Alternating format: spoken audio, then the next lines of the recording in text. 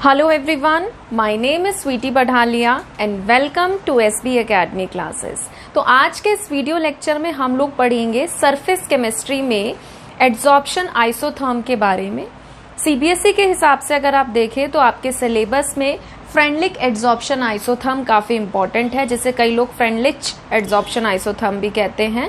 और अगर आप नीट के लिए या फिर आईआईटी के लिए प्रिपेयर कर रहे हैं, मेंस के लिए प्रिपेयर कर रहे हैं, तो वहां पे आपके लिए लैंगमुइर एड्सॉर्प्शन आइसोथर्म भी काफी इंपॉर्टेंट हो जाती है। ये दोनों आइसोथर्म्स है जहां से क्वेश्चन आने के चांसेस काफी ज्यादा होते हैं, बट क्योंकि मैं वीडियो जो है वो सीबीएसई के अकॉर्डिंग अपलोड करती हूँ, तो मैं आपको सिर्फ फ्रेंडलिक एड्सॉर्प्शन आइसोथर्म पढ़ाऊंगी। अगर आप लोग लैंगमुइर भी पढ़ने में इंटरेस्टेड हो तो मुझे कमेंट सेक्शन में बता सकते हैं, मैं उससे रिलेटेड भी एक वीडियो अपलोड कर दूंगी। ठीक है, तो सबसे पहले हम लोग डिस्कस करेंगे कि एड्सॉर्प्शन आइसोथर्म होता क्या है। आइसो वर्ड जो होता है, अगर हम आइसो वर्ड की बात करें तो आइसो का मतलब होता है कांस्टेंट, ठीक है, और थर्म वर्ड जो है वो हम यूज करते हैं टेम्परेचर के लिए, और इसके आगे वर्ड लगाया जा रहा है एड्सॉर्प्शन। तो सिंपल सी बात है कि हम एड्सॉर्प्शन प्रोसेस को स्टडी करने की कोशिश करते हैं कांस्टेंट टेम्परेचर पे। तो अगर हमारा टेम्परेचर इस प्रोसेस के दौरान सेम है, फिक्स है, तो क्या चीज है जो हम वैरी करते हैं, तो वो होता है प्रेशर। अलग अलग प्रेशर पर हम लोग ये देखते हैं कि प्रेशर बढ़ाते जा रहे हैं या कम कर रहे हैं, तो उससे एड्सॉर्प्शन पे क्या इफेक्ट आ रहा है, एड्सॉर्प्शन बढ़ रहा है, कम हो रहा है, कांस्टेंट हो रहा है, क्या हो रहा है। तो इस तरीके के रिलेशनशिप को जब हम स्टडी करते हैं या ऑब्जर्व करते हैं तो उसे क्या कहा जाता है, एड्सॉर्प्शन आइसोथर्म। ठीक है, तो आई होप आपको वर्ड समझ में आ गया होगा कि एड्सॉर्प्शन आइसोथर्म में हम क्या चीज पढ़ते हैं। ठीक है, तो देखिए यहाँ पे डेफिनेशन लिखी है, the variation in the amount of gas adsorb, कि कोई भी गैस का अमाउंट कितना एड्सॉर्ब हो रहा है by the adsorbent with pressure. ठीक है, तो प्रेशर अप्लाई करने पर जो भी गैस है उसका कितना अमाउंट एड्सॉर्ब हो रहा है एड्सॉर्बेंट पे at constant temperature can be expressed by means of a curve termed as adsorption isotherm. तो अगर हम इसका ग्राफ प्लॉट करें, एड्सॉर्प्शन जिसे हम x बाय m से रिप्रेजेंट करते हैं वर्सेस प्रेशर, तो हमें इस तरीके का ग्राफ देखने को मिलता है। पहले आपको कर्व दिखाई देगा कि हाँ प्रेशर बढ़ा रहे हैं तो एड्सॉर्प्शन बढ़ रहा है, फिर थोड़ा सा आपको वेरिएशन देखने को मिलेगा, और उसके बाद हाई प्रेशर पे वो सैचुरेशन हो जाता है, उसका मतलब एड्सॉर्प्शन जो है वो फिर डिपेंड नहीं करता है प्रेशर पे। तो ये किसी एक टेम्परेचर पे होगा, ये किसी दूसरे टेम्परेचर पे, ये किसी तीसरे टेम्परेचर पे, इस तरीके से आपको ये कर्व जो है एड्सॉर्प्शन आइसोथर्म का वो देखने को मिलता है। बहुत आसान सा है, अभी हम पढ़ेंगे तो आपको समझ में आएगा, कुछ भी नहीं है इसमें ऐसा, बस बुक में देखते हैं तो थोड़ा सा डिफिकल्ट सा लगता है। ठीक है, तो अगर हम बात करें एड्सॉर्प्शन की, एड्सॉर्प्शन को जो स्टडी किया था वो फ्रेंडलिक ने किया था। ठीक है, कई लोग इसको फ्रेंडलिच भी बोलते हैं, आप अपनी कन्वीनियंस के अकॉर्डिंग देख लेना आप कैसा प्रोनाउंस करना चाहते हैं।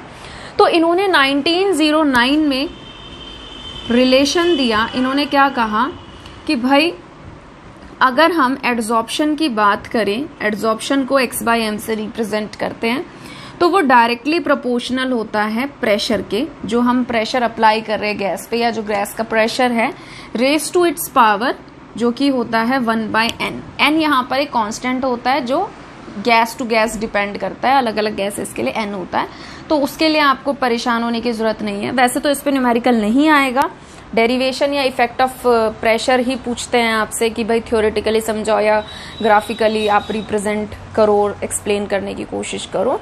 बट अगर न्यूमेरिकल वगैरह इस पे आ जाता है तो आपको n की वैल्यू गिवन मिलेगी, तो आपको परेशान होने की जरूरत नहीं है कि n क्या है, आप बस इससे ध्यान रख सकते हैं n हमारा एक कांस्टेंट है। तो जब हम यहाँ से प्रोपोर्शनैलिटी का साइन हटाते हैं तो यहाँ पर कांस्टेंट k आता है, ये बन जाता है इनटू में p की पावर 1 बाय n। तो अगर हम ये देखें कि भाई x क्या है हमारे पास, तो x होता है अमाउंट ऑफ गैस एड्सॉर्ब, कि कितनी गैस जो है वो एड्सॉर्ब हो रही है, amount of gas adsorbed. m की बात करें तो m जो है दैट इज, ये हमारा होता है मास ऑफ एड्सॉर्बेंट, जिस भी चीज पर गैस जाकर एड्सॉर्ब हो रही है, और इसको हम स्पेशली यूनिट मास ही लेते हैं, ठीक है, इसकी वैल्यू 1 रहती है आपकी मास की। तो x/m जो है वो क्या होता है कि कितना गैस एड्सॉर्ब हुई, अमाउंट ऑफ एड्सॉर्प्शन, ठीक है। k और जो हमारा n है वो क्या रहेंगे, कांस्टेंट, और ये डिपेंड करेंगे किस पे, नेचर ऑफ गैस पे एंड एड्सॉर्बेंट पे, ठीक है। P आपको पता ही है प्रेशर है। तो अगर हम इसको सॉल्व करना चाहें, अब देखो ये तो है, ठीक है, एक एक्सप्रेशन दे दी x/m = k इंटू में p की पावर 1/n। बट अगर मैं इसको ग्राफिकली रिप्रेजेंट करना चाहूँ तो मैं इसको इस तरीके से रिप्रेजेंट नहीं कर पाऊंगी, तो इसको थोड़ा सा सॉल्व करना पड़ेगा। और क्योंकि मैं चाह रही हूँ कि प्रेशर की पावर यहाँ से हट जाए, तो मैं इसका log लूंगी यहाँ पर, ठीक है। तो ये क्या बन जाएगा, टेकिंग लॉगरिथम बोथ साइड्स,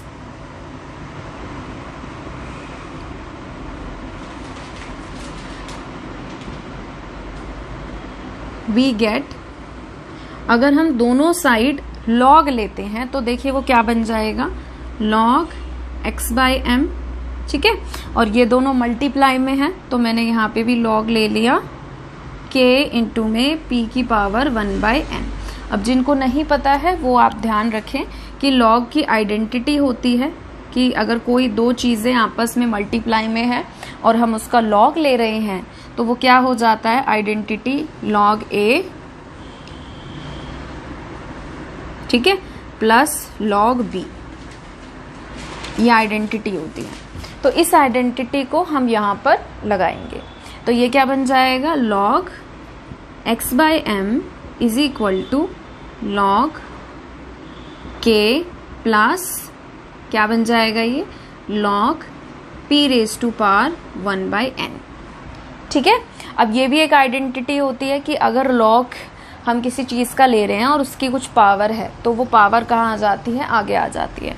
जैसे कि फॉर एग्जाम्पल आपके पास है log x की पावर a, तो ये a कहाँ आ जाएगा, ये आगे आ जाएगा और ये बन जाएगा a log x, ठीक है। तो मैं यहाँ पे फिर से आइडेंटिटी लगा रही हूँ और ये बन जाएगा log x/m = log k plus 1/n, ये आगे आ गया यहाँ पर, और ये बन गया log p, ठीक है। तो ये हमने अपनी एक्सप्रेशन को थोड़ा सा सिंप्लीफाई कर लिया। अब हम इसको ग्राफिकली रिप्रेजेंट करने की कोशिश करेंगे कि ग्राफिकली अगर हम इसको रिप्रेजेंट करना चाहें तो किस तरीके से हम स्लोप की वैल्यू या फिर इंटरसेप्ट की वैल्यू को रिप्रेजेंट कर सकते हैं या शो कर सकते हैं, ठीक है। तो वीडियो को पॉज करके इसको नोट कर लीजिए क्योंकि मुझे यहाँ से थोड़ा सा रब करना पड़ेगा।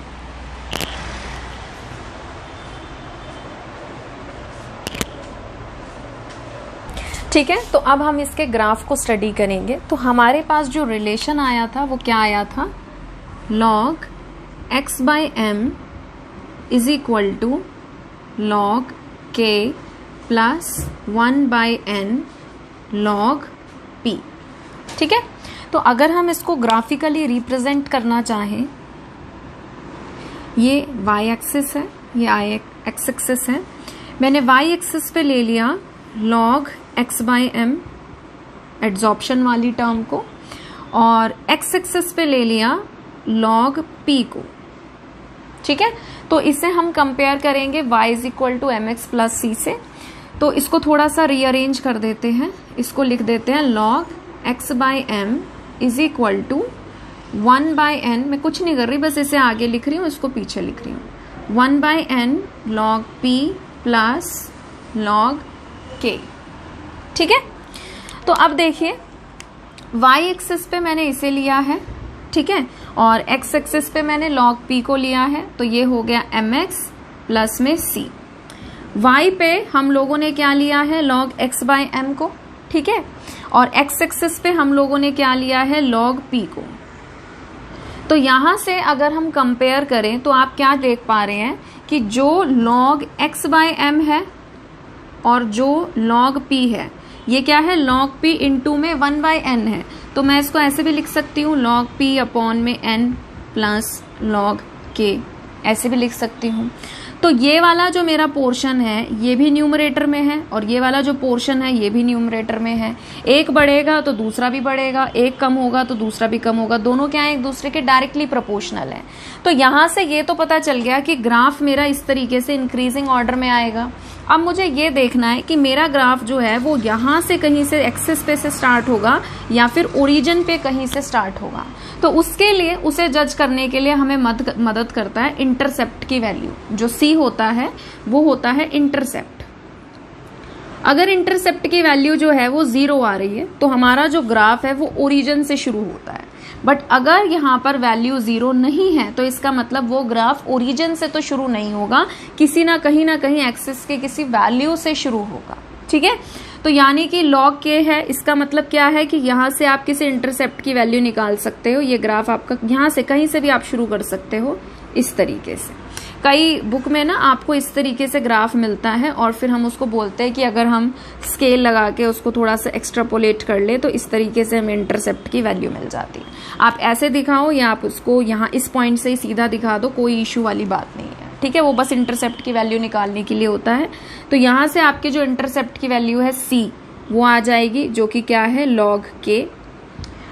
x वाली जो टर्म है उसके साथ होता है m, तो m होता है हमारा स्लोप। तो अगर आप कंपेयर करो तो m की जो वैल्यू है, स्लोप की जो वैल्यू है वो क्या आ रही है 1/n।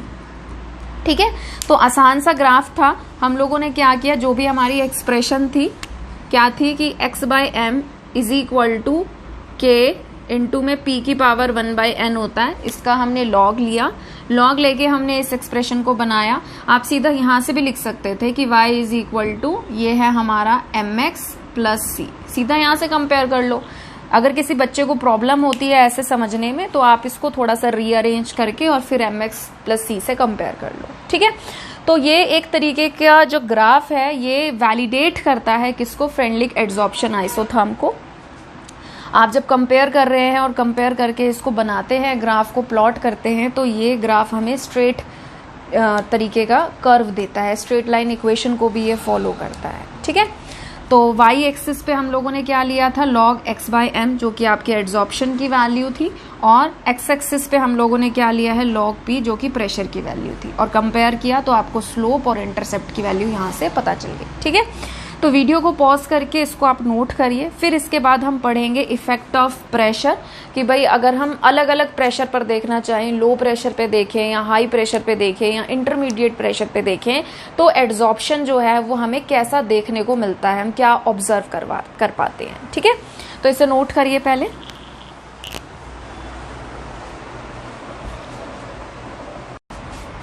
चलिए अब आगे बढ़ते हैं। तो नेक्स्ट टॉपिक है हमारा variation of adsorption with pressure. तो मैंने आपको बताया था कि जब हम एड्सॉर्प्शन की बात करते हैं, ठीक है, और अगर हम कांस्टेंट टेम्परेचर पर अलग अलग प्रेशर पे एड्सॉर्प्शन की वैल्यू को स्टडी करने की कोशिश करते हैं, तो हमें जो ग्राफ है वो कुछ इस तरीके से मिलता है, ऐसे। ठीक है, ये किसी एक टेम्परेचर पे होगा। अगर आप टेम्परेचर चेंज कर रहे हैं तो आपको कर्व किसी अलग तरीके से मिलेगा, किसी और टेम्परेचर पे कर्व आपको अलग तरीके से मिलेगा। तो इस तरीके से हमें एड्सॉर्प्शन वर्सेस प्रेशर का कर्व देखने को मिलता है एट कांस्टेंट टेम्परेचर। ठीक है, ये एक्चुअल में 3 ग्राफ है जिसको कंपाइल कर दिया मैंने एक ही ग्राफ में। तो यहां से चलो इसको हटा देते हैं। अब आप एक ही ग्राफ को समझेंगे और देखेंगे कि भाई क्या ये बताने की कोशिश कर रहे हैं। तो मान लीजिए कोई एड्सॉर्बेंट है, ठीक है, आपने क्या किया, एक कंटेनर ले लिया और उस कंटेनर के अंदर ना गैस को भर दिया। ठीक है, इस तरीके से गैस के बहुत सारे पार्टिकल्स हैं जो उस कंटेनर या वेसल के अंदर घूम रहे हैं, और यहां पर है एड्सॉर्बेंट।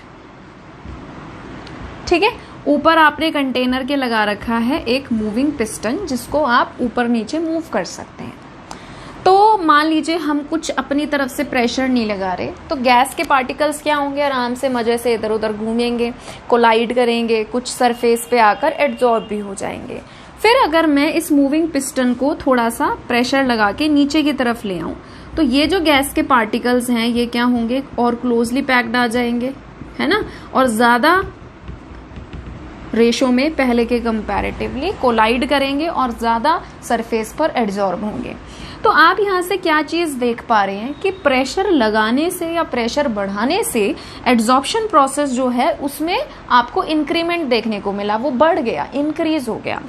बट आपको इस चीज का भी ध्यान रखना है कि जब गैस के पार्टिकल एड्जॉर्बेंट के सरफेस पर धीरे धीरे एड्जॉर्ब होते चले जाएंगे, जब उसको पूरा का पूरा कवर कर रहे हैं, तो बाकी के पार्टिकल्स जो हैं उनको इतनी जगह ही नहीं मिल पाएगी। भाई देखिए, एक कमरा है, उस कमरे के अंदर उस कमरे की कैपेसिटी इतनी है कि वो 50 लोगों को बिठा सकता है। आप उसमें 100 लोग तो नहीं भर सकते ना, अगर उसकी कैपेसिटी 50 लोगों को बिठाने की है।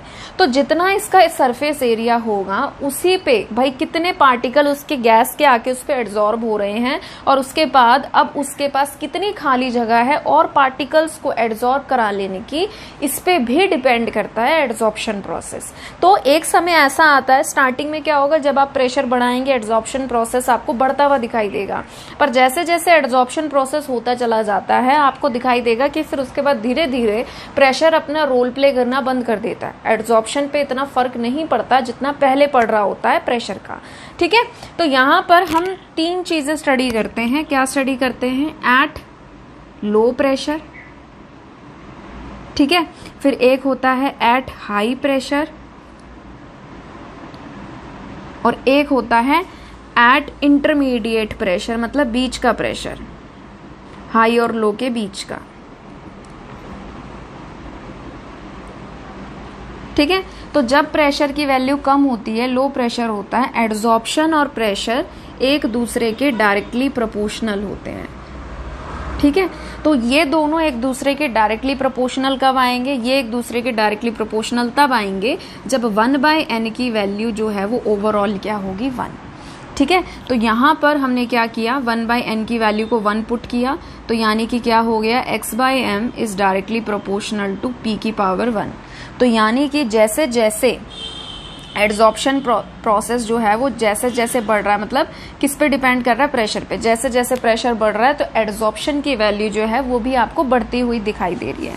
तो यहां से यहां तक का जो ग्राफ है जो एकदम से मतलब इस तरीके से बढ़ रहा है, वो आपको कहाँ पे देखने को मिलता है? वो आपको देखने को मिलता है at low pressure, at low pressure. ठीक है, फिर उसके बाद अब क्या हो रहा है, जब हम हाई प्रेशर की बात करते हैं तो हाई प्रेशर का मतलब क्या है कि जो हमारे n की वैल्यू है वो इतनी ज्यादा है, मतलब कि क्या है, मान लो टेंड्स टू इन्फिनिटी या इनफाइनाइट टाइम्स ज्यादा है। अब 1 को आप किसी ऐसे नंबर से डिवाइड करो जो बहुत ज्यादा है, बहुत बहुत बहुत ज्यादा है। ठीक है, तो आप ऑब्वियस सी बात है, अगर मैं 1/∞ करूंगी तो ऑब्वियस सी बात है ये क्या हो जाएगा? 0, और जिसकी पावर 0 ये क्या हो गया? x/m is directly proportional to p की पावर 0। प्रोपोर्शनैलिटी का साइन हटा दो, कांस्टेंट के और p की पावर 0, जिसकी पावर 0 वो क्या हो जाता है? 1। तो यानी कि ये हो जाएगा इनटू में 1, और x/m किसके बराबर आ गया? k के, तो यानी कि x/m किसके बराबर आ गया? कांस्टेंट के। तो अब प्रेशर पे एड्जॉर्प्शन जो है वो डिपेंड ही नहीं कर रहा, और आपको जो ग्राफ है वो कैसा देखने को मिल रहा है? यहां से यहां तक constant, straight line, saturation point आ गया। ठीक है, तो ये होता है एट हाई प्रेशर, कि अब वो डिपेंड ही नहीं कर रहा है प्रेशर पर, एड्जॉर्प्शन प्रोसेस। यहां से यहां तक बीच में जो आपको ट्रांजिशन देखने को मिलता है ये होता है eight intermediate pressure, eight intermediate pressure. तो इंटरमीडिएट प्रेशर जो होता है उसमें n की वैल्यू, ठीक है, उसमें n की वैल्यू जो है वो क्या होती है? 0 से ज्यादा और 1 से कम।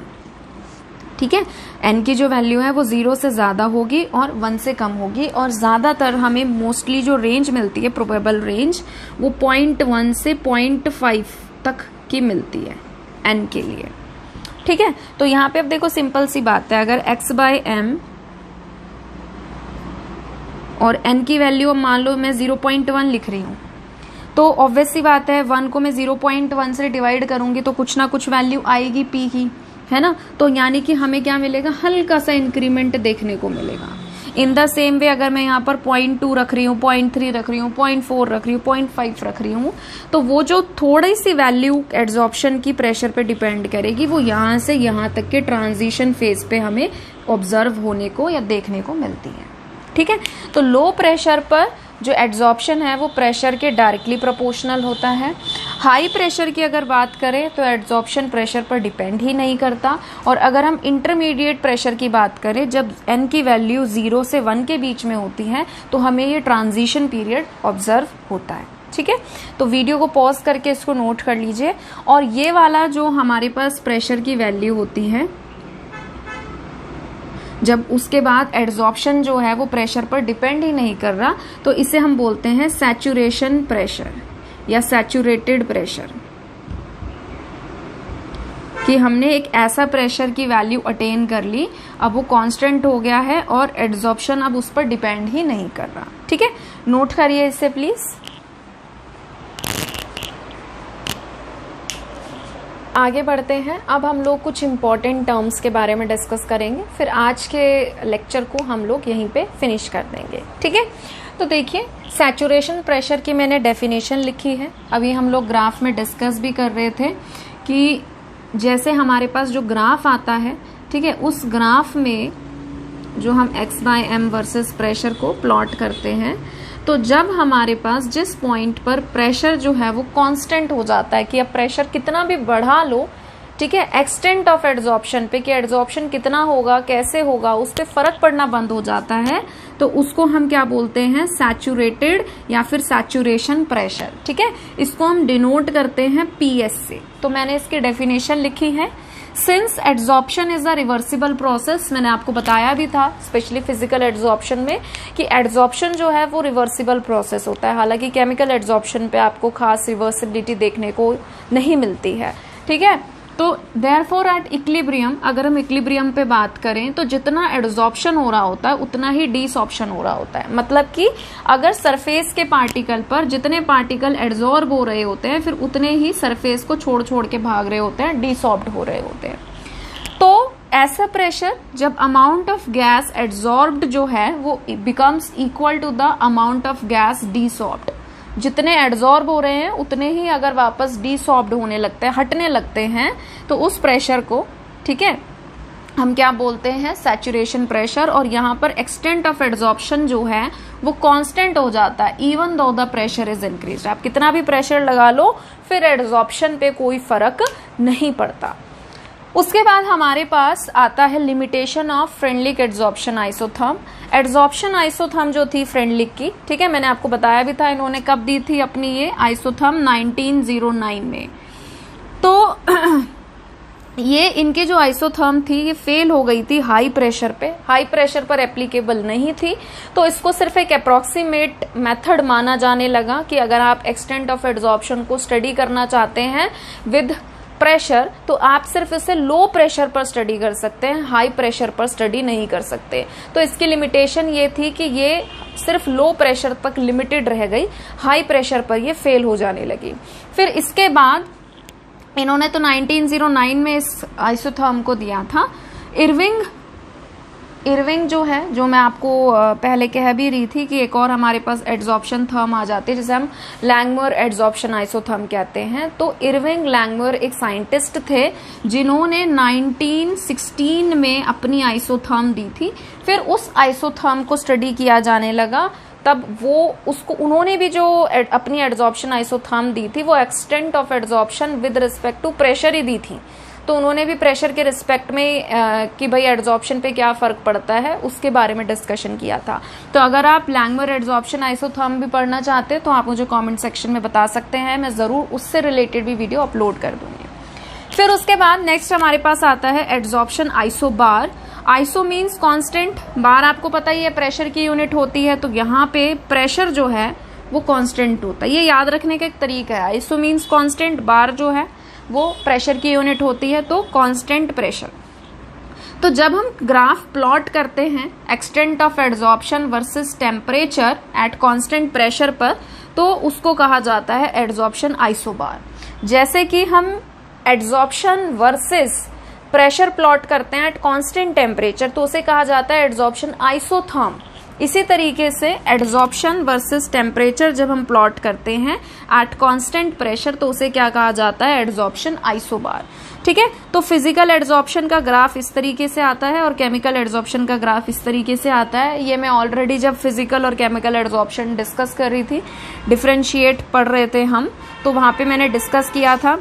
फिजिकल एड्सॉर्प्शन जो है उसमें जस्ट वेंडरवॉल इंटरेक्शन होता है। तो अगर आप टेम्परेचर देते हो, बढ़ाते हो, तो पार्टिकल एनर्जी एब्जॉर्ब करते हैं, उनकी काइनेटिक एनर्जी बढ़ती है और वो कोलाइड करने की वजह से सरफेस को छोड़ छोड़ के भागते हैं। तो टेम्परेचर ज्यादा करने पर एड्सॉर्प्शन जो है वो कम होता है, डिक्रीज हो जाता है फिजिकल में। केमिकल एड्सॉर्प्शन में मैंने क्या कहा था कि जो हमारे सब्सटेंसेस हैं वो सरफेस पर रिएक्ट करते हैं और उनको एक threshold minimum amount of energy की रिक्वायरमेंट होती है सो दैट कि वो रिएक्ट करें और प्रोडक्ट बनाएं। तो उस थ्रेशोल्ड वैल्यू को क्रॉस करने के लिए, उस एनर्जी बैरियर को क्रॉस करने के लिए उन्हें एनर्जी की रिक्वायरमेंट होती है। तो जैसे जैसे हम टेम्परेचर बढ़ाते हैं उनकी वैल्यू थ्रेशोल्ड के बराबर पहुंचती है और हमें केमिकल एड्सॉर्प्शन में देखने को इंक्रीमेंट देखने को पहले मिलता है और उसके बाद वो एनर्जी रिलीज होती है। जब प्रोडक्ट बढ़ जाते हैं तो हमें जो केमिकल एड्सॉर्प्शन है उसमें डिक्रीमेंट देखने को मिलता है, डिक्रीज करता है। ठीक है, तो इसे वीडियो को पॉज करके इसे नोट करिए प्लीज। नेक्स्ट हमारे पास इंपॉर्टेंट टर्म आती है एड्सॉर्प्शन आइसोटेप। ठीक है, तो होता क्या है, हम लोगों ने क्या चीज ऑब्जर्व की या क्या चीज देखी कि जैसे जैसे हम टेम्परेचर बढ़ाते हैं तो एड्सॉर्प्शन जो है वो कम होने लगता है। तो अगर हम ये चाहते हैं कि हाई टेम्परेचर पे भी हमें सेम अमाउंट में एक्सटेंट ऑफ एड्सॉर्प्शन मिले तो हमें प्रेशर को बढ़ाना पड़ता है, हाई प्रेशर और हाई टेम्परेचर ऐसे करना पड़ता है। तो हम इस तरीके का ग्राफ बनाते हैं कि भाई जब हम स्टडी करते हैं ग्राफिकली टेम्परेचर वर्सेस प्रेशर की भाई कैसे एड्सॉर्प्शन जो है या वो एड्सॉर्प्शन हमारा एक्सटेंट ऑफ एड्सॉर्प्शन इंक्रीज करे at high temperature and high pressure, तो उस स्टडी को जो ग्राफ हमें वेरिएशन शो करता है pressure with temperature for a given amount of adsorption, इसको हम बोलते हैं आइसोटेप। ठीक है, तो ये कुछ इंपॉर्टेंट टर्म्स थी जो आपके काम में आ सकती थी और आज के लिए इतना ही। जल्दी मिलेंगे हम नई वीडियो के साथ और अगर आपको आज का वीडियो पसंद आया है तो प्लीज इसे लाइक करिए, शेयर करिए, चैनल को सब्सक्राइब करिए। Thank you.